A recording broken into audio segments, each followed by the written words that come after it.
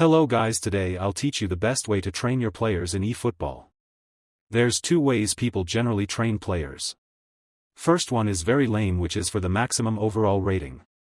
The second one is by following many YouTubers, who tend to shape a player according to their play style. The problem in this is they force a player to be molded in their style of play rather than playing in his natural way. They sometimes will allocate less points to shooting and more to dribbling for a striker. There comes my method, which I call the point-efficient method. I prioritize optimal use of allocation point to reach the threshold for necessary stats. This video features training methods for defensive players, center backs, fullbacks and defensive mids. So let's get started. You have to keep in mind two things. First is, even though 101 or 101 stats seem lucrative, they are not that much better than 99. So if any stats goes to 101,102 after spending more than minimum points, it's not worth it. Second thing is, you may adjust the ideal builds when you see any necessary stat near 85. Because manager with 89 proficiency makes the 85 stat go to 87 rather than 86 when you use another point. If you have a 88 manager, it will give 2 increase in stats after 86 in any stat. For any type of defensive build, the booster you must choose is shutdown.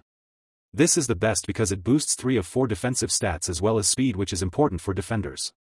Now many will choose other boosters which may boost things like physical contact, jump or acceleration. But you can boost those stats by increasing points easily. On the other hand, defensive stats will need more points. So shutdown gives us few points to spare on other necessary stats. Now let's build free epic Barisi, which most of us have. The ideal build for any CB is 12 to defense, 8 to speed, 4 to acceleration and 8 to aerial. These are the minimum points you should give, but can be adjusted slightly depending on player. Here Barisi had 15 to defense, which we decreased to 12. We could decrease it more as 99 plus stats are not that important, but it would make the aggression fall down. After this we gave 8 to speed.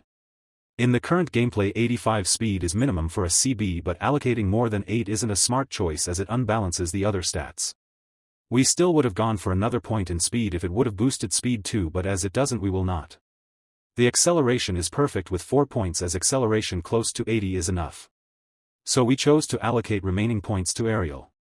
Still there was 1 point to spare, which we gave to GK1 as it increases the jump. This is the ideal build for a DMF.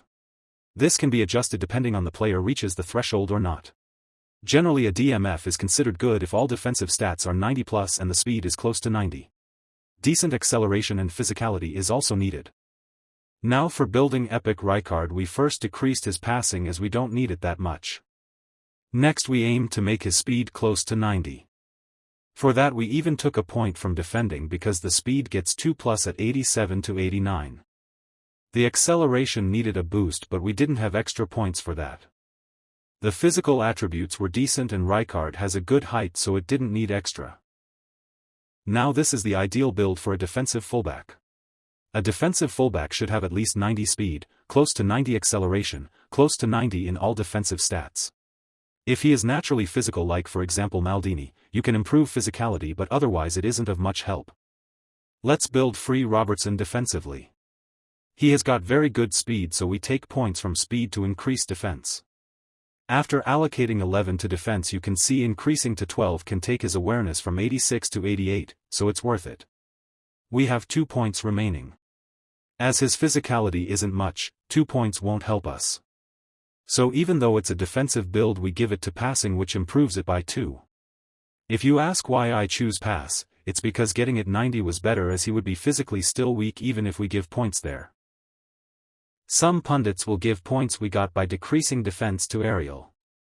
But believe me, giving 99 jump to your Barisi will not make him win duels with Holland or Kohler, so it's best to use those points in other areas. You will see many DMF or fullback builds where they take all the points from passing or dribbling. This is very idiotic, as even though they don't need dribbling, a bare minimum is needed. Because it also dictates his on-the-ball speed, turning etc. Similarly, a bare minimum pass is needed even if it's a defensive build. I hope you can train your defenders by yourself from now on.